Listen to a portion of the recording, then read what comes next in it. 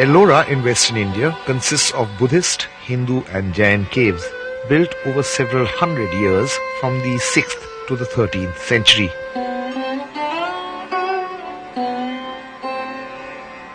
Among the Buddhist caves, there are many chaityas or prayer halls. There are also viharas or monasteries where at one time hundreds of monks must have stayed, learnt and prayed. The Jain caves are more austere than the others, but one of them, dedicated to Mahavir, has fine carvings.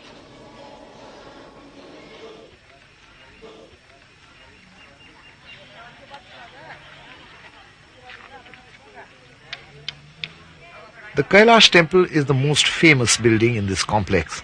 Carved painstakingly top down from a single rock face, it's among the largest monolithic structures in the world.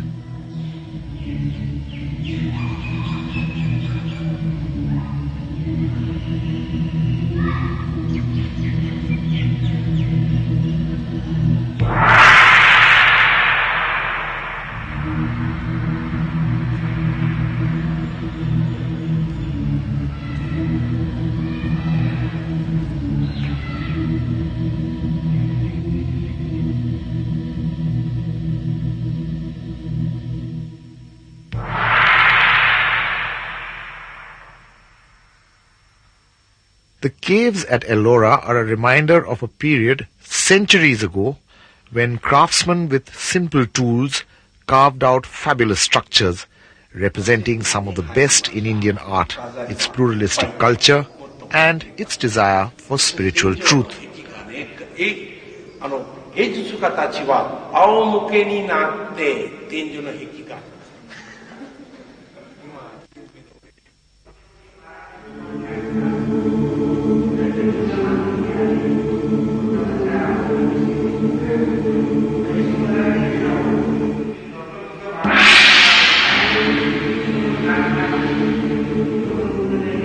The world-famous rock-cut caves at Ajanta too give a vivid picture of that continuing search.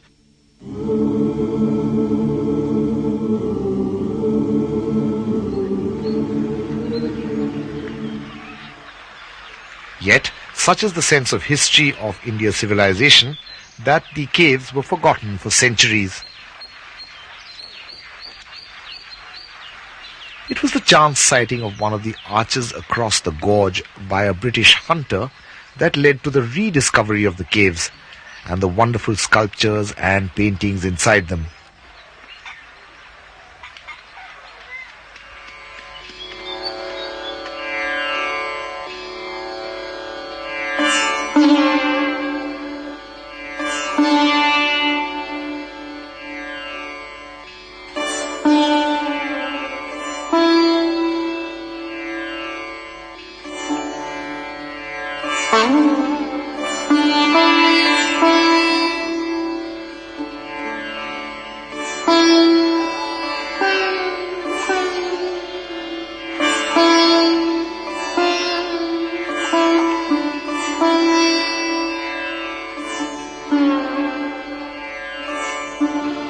Sadly, the rediscovery of the caves also led to the caves being vandalized by thoughtless visitors who sought to immortalize themselves by carving graffiti on priceless art.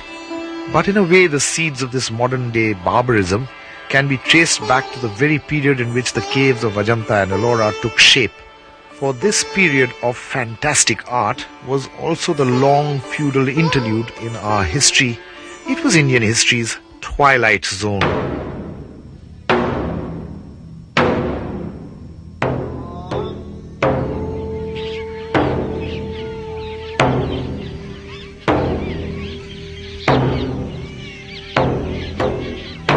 The twilight period lasted a long time in India, sandwiched between two glorious reigns, those of Ashoka the Great and Akbar the Great. Many kings came in between and tried to shape society, but their impact was limited. Among such rulers, there were many who came from outside to make India their home. They adopted Indian ways, they influenced India and India influenced them.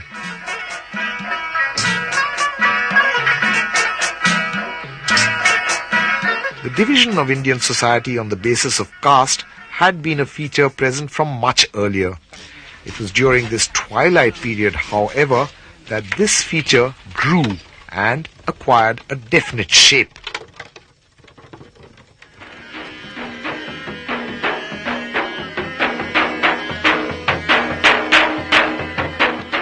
Even today we can see Adivasis adopting different ways of life and blending the modern with the traditional.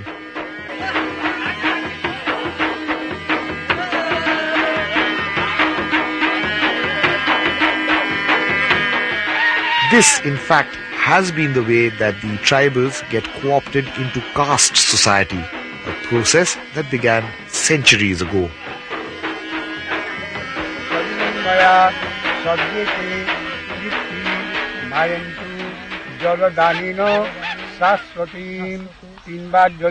Sanskritization, or the claiming of a higher status in the caste hierarchy by a lower caste, was now put to use to increase political power.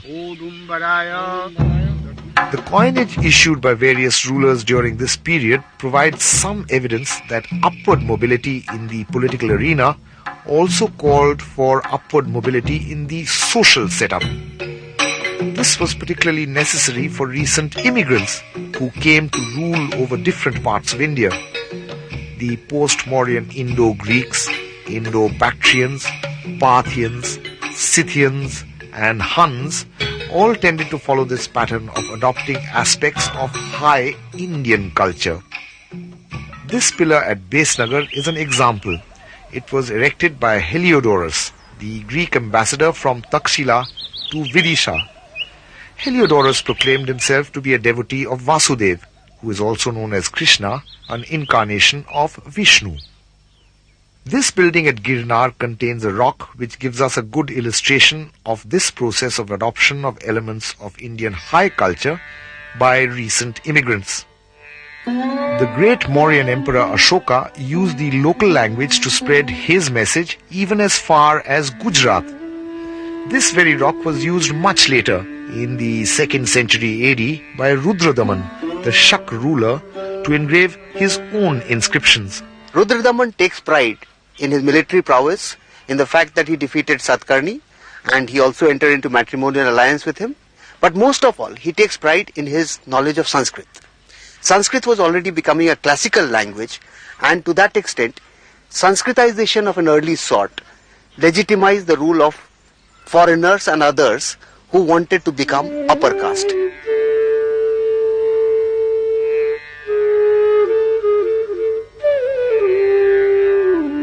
Among the immigrants were the Kushans, best known through Kanishk, whose headless statue stands today in the Mathura Museum.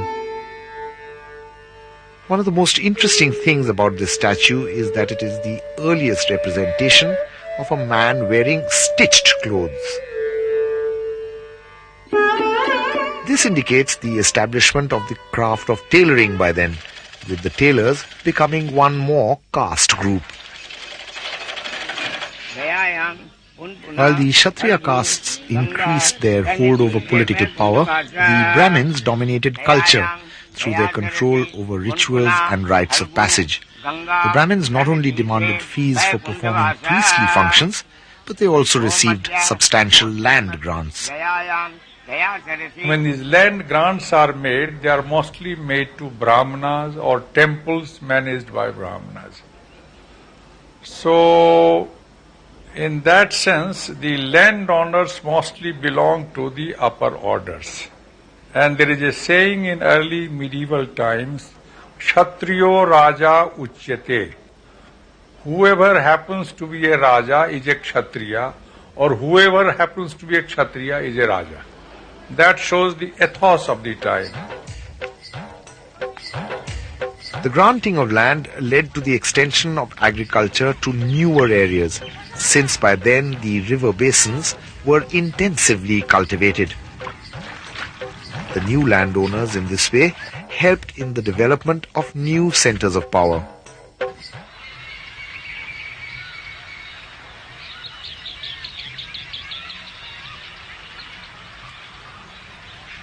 Gwalior was one such centre which emerged in that twilight period, and it retained its importance through successive regimes.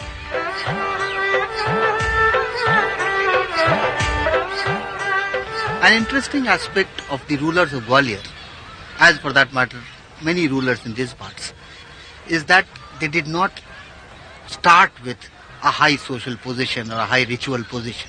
They achieved high ritual position. The various houses of Kshatriyas who claim to have ruled over Gwalior, for instance, were not originally Kshatriyas. The Hans were no Kshatriyas. The Kachwahas, the Parihars, the Tomars also became Kshatriya. And they did so by performing various sacrifices which the Brahmins ordered for them. An interesting sacrifice was where the king would enter into a golden pot and emerge out of it as a Kshatriya. The pot, of course, was kept as Dakshina by the Brahmin. The colonization of new lands required agricultural innovation through the adoption of new crops. For instance, the clearing of the densely forested coastal tracts would not have been economical but for the humble coconut. Such agricultural innovations led to greater surpluses.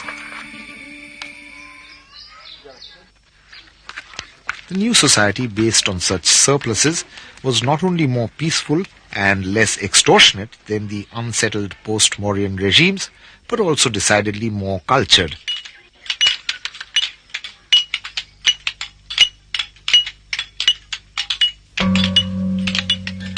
However, even as there were some innovations in culture and agriculture, the characterizing feature of this period was a kind of stagnation typical of feudalism. Indian feudalism had to be seen in terms of the presence of a dominant class of landowners and a servile and dominated class of peasantry.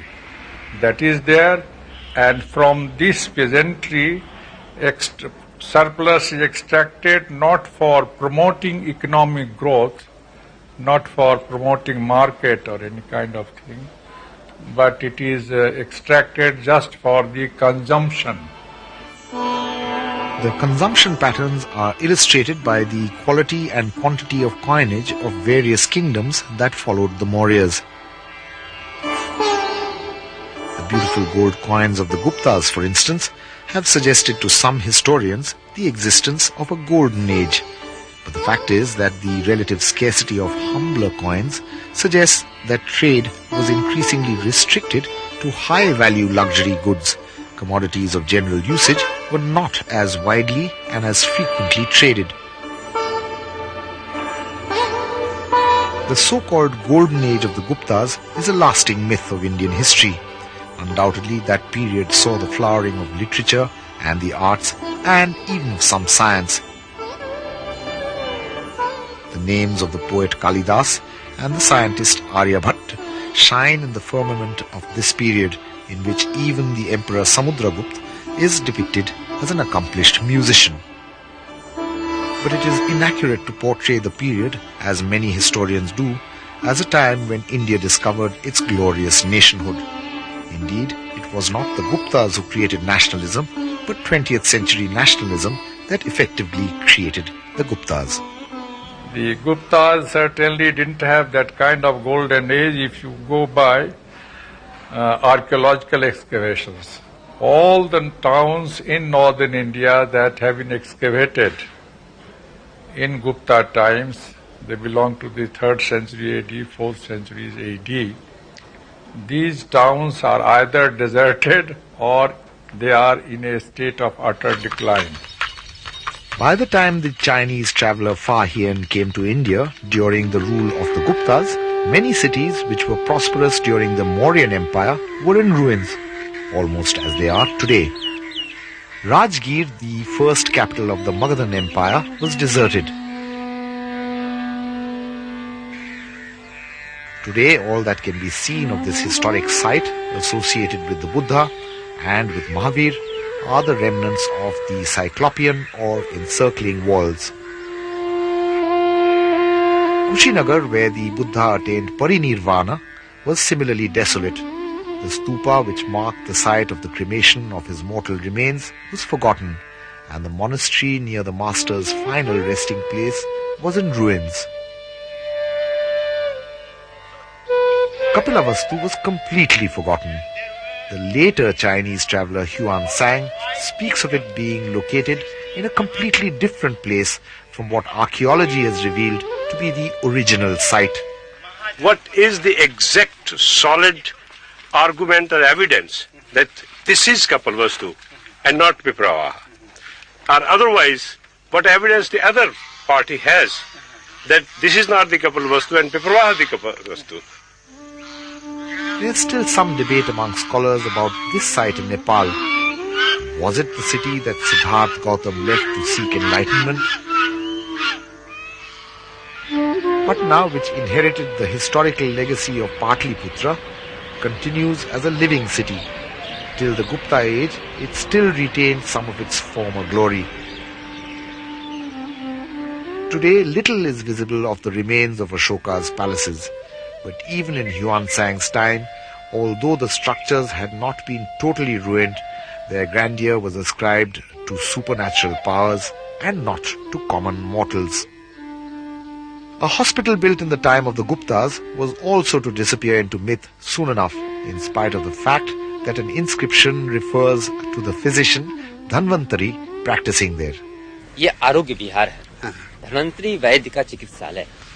अब वो धन्वंतरी वैद्य हैं, जैसा कहा गया है और इतिहास गवाह है कि उनके नेत्र के ज्योति में इतनी शक्ति थी कि सर्प के काटे हुए स्थान को अगर अपने आंखों से देख लेते थे तो सर्प का विष समाप्त हो जाया करता था। There are but few remaining freestanding buildings to recall the glories of the Gupta period. This temple, though, has survived at Sanchi, where Ashoka and the Sungas had earlier built other larger structures. During this period in history between Ashoka and Akbar, there were few permanent royal court buildings, as kings kept on the move.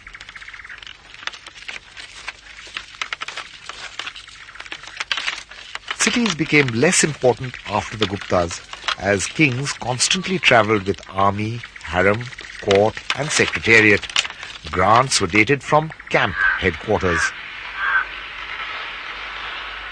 An example is this little fort built by Sher Shah more than 1,000 years after the Guptas and still in use today. One later king who kept on the move, fighting incessantly for 30 years, was Harsh of Kannauj. Bana, a contemporary writer, describes the panic and devastation caused by the royal progress through the king's own territory. A plague of locusts could hardly have been more ruinous for the villagers. Sher Shah सूली जो है दक्षिण भारत के लिए विजय करने के लिए निकला था। उस टाइम उन्होंने रेस्ट के लिए, पड़ाव डालने के लिए, फौज के लिए 2 दिन या 4 दिन उसके लिए फौज के लिए सराय बनवाई ठहरने के लिए। Today, the fortress is being used somewhat differently. Despite the unsettled conditions in this long twilight period, elements of Indian culture and particularly of Buddhism spread far and wide. The notion of Greater India disguises one ugly aspect of Indian history, which also unfolded at the same time. Religious conflicts started taking shape. The fact that Bodhisattva statues are still worshipped in Bodh Gaya as those of the Pandavas is a continuing reminder of such religious conflict, which has existed in India since then.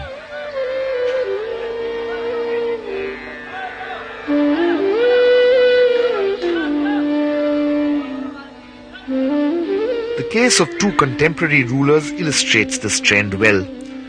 Harsh represented the multi-religious tradition of India.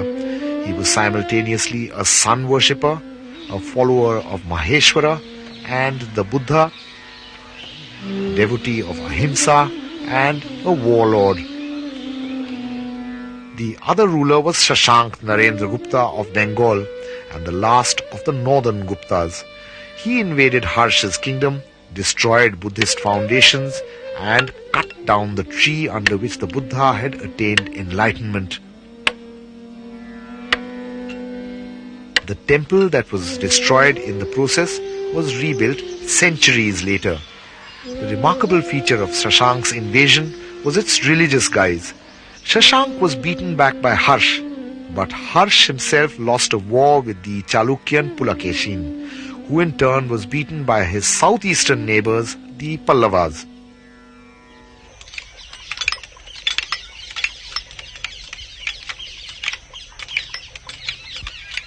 Between the time of Ashok and Akbar, who built this, there were many kings of India who had some degree of greatness, but none of them really qualified to be called the Great.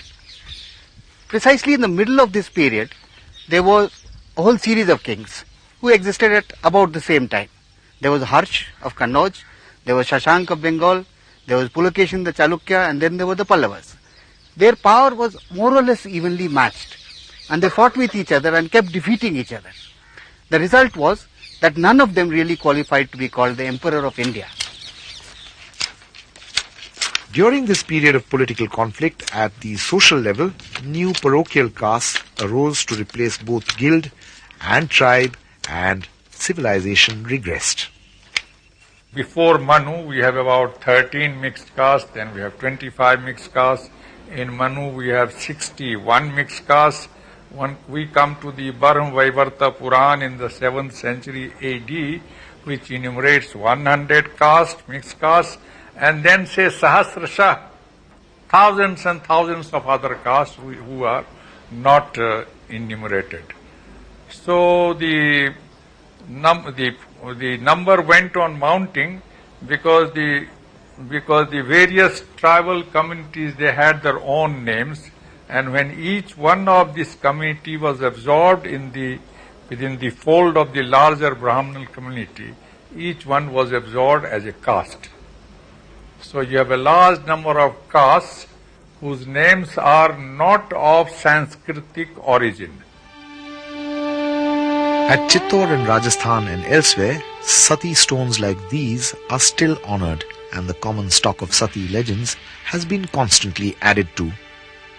This barbaric rite grew in fashion among the upper castes during the Middle Ages. Harsha's mother, Yashomati, died in this gruesome manner about 604 AD. At another level, the mark of the village was seen in the development of ordeals. There are many instances of even rulers cutting off various parts of their bodies to appease the gods.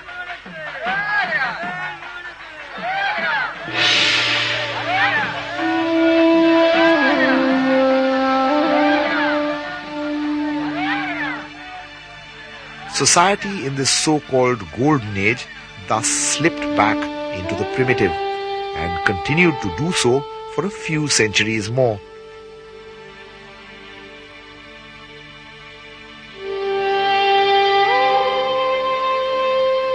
But even as this was happening, the increase in surplus led to the construction of magnificent temples. Some of the finest examples are to be found in Orissa. One of the most important temples is that of Jagannath at Puri. It's been suggested that the deity at Puri has tribal characteristics, but that suggestion is hotly contested by others. Jagannath ji pure आर्यों की देवता है। जगन्नाथ जी कोई अनार्यों की, कोई शैवों की, शाक्तों की, नहीं तो सबरवासियों की नहीं। ये जगन्नाथ जी जो शब्द है, जगन्नाथ, बलदेव, सुभद्रा और सुदर्शन, ये चारों संस्कृत शब्द है, आदिवासी शब्द नहीं है। ये बिल्कुल जगन्नाथ जी को जो पूजा पाठ होता है, बिल्कुल आर्य पद्धति जो होता है। Another fine example of Orissan temple architecture is the Lingaraj temple at Bhubaneswar. The Orissa school of temple architecture flourished from the 8th to the 13th centuries, precisely the period both of the flowering of feudalism and of the overall decline in trade and commerce.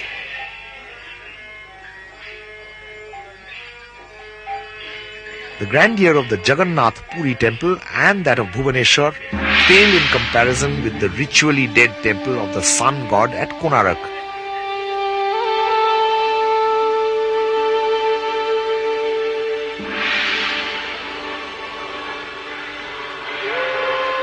This was at one time one of the largest and most splendid temples of India.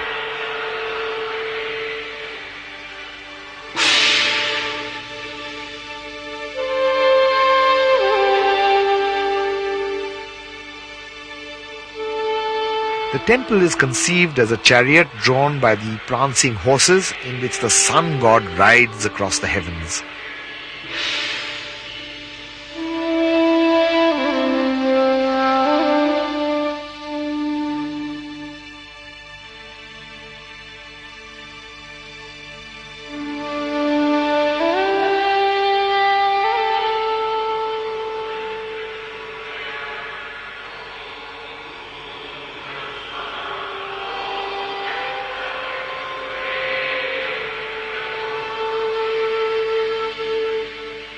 What Konark is best known for is the exceptionally frank eroticism of many of its sculptures.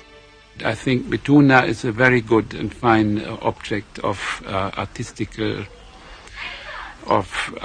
presentation, and I think it's a better object than battle or war, which is in our culture unfortunately sometimes too often represented. There have been many theories to explain the sculptures. Some conjecture that they were to represent the world of weak flesh in contrast with the true strength of spirituality represented by the temple's bare interior.